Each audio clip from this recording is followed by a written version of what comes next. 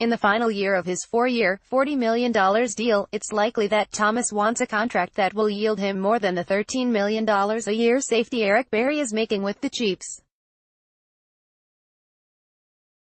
The Seahawks probably don't want to pay a soon-to-be 30-year-old that kind of dough.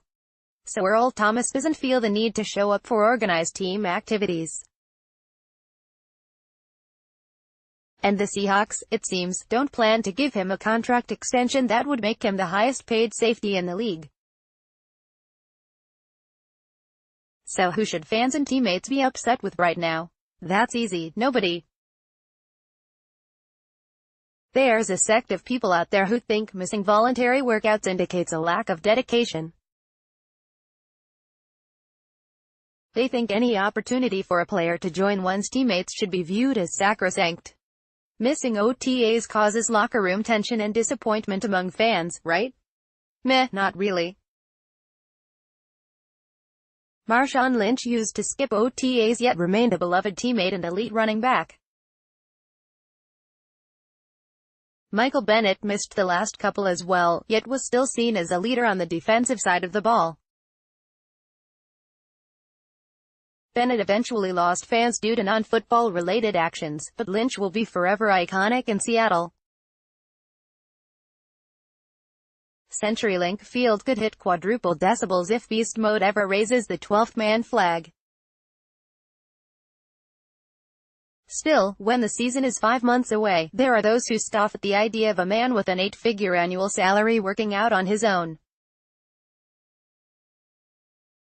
If there are reps to be had with teammates, especially with a relatively new secondary that Thomas could help mold, why isn't he out there?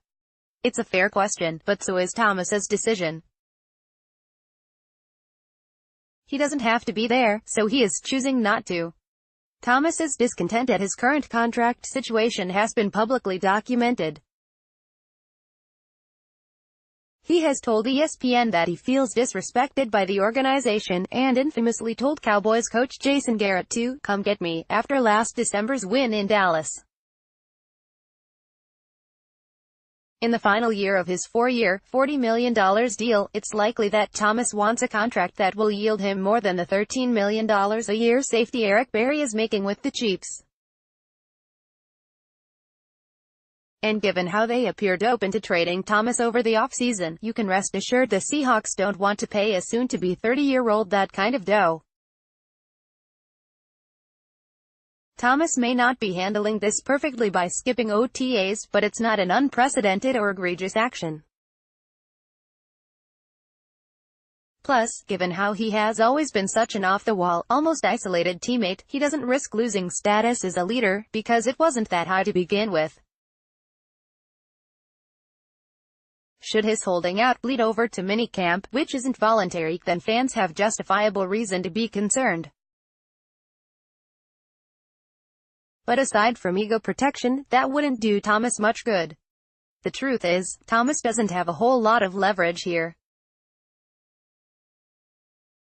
With all the talent the Seahawks lost since last year, he is hardly the final piece to a potential Super Bowl champion. And considering the Seahawks' recent luck with third contracts, paying Thomas best safety in the league money would be risky at best and downright stupid at worst. Lynch retired in the midst of his third contract with the Seahawks after an injury-riddled 2015. Bennett was traded to Philadelphia before even making it to his third contract. Thomas isn't a drop-back quarterback whose arm can carry him to another 7 productive years. He's an aging safety who becomes decreasingly valuable with every tenth of a second that comes off his 40 time. Should the Seahawks choose not to extend him, there's a chance he'll haunt them on another team. But the Seahawks have already felt the haunt of ill-advised extensions before. The best thing Thomas can do is show up to minicamp and approach the upcoming season as he always does. He's a near-peerless worker with a borderline obsession with game film, and that's unlikely to change. If he puts together another future Hall of Fame-like season, he'll eventually get his money while adding W's to the Seahawks record. If he holds out due to discontent, he'll only cost himself dollars the way Cam Chancellor did before him. Clearly, Thomas is still valued by his teammates. Linebacker Bobby Wagner, the man who briefly beefed with Earl over Twitter last year, shouted out his support for him at the end of a radio interview Monday. "This is all just business. Nobody should be upset. Not yet, at least.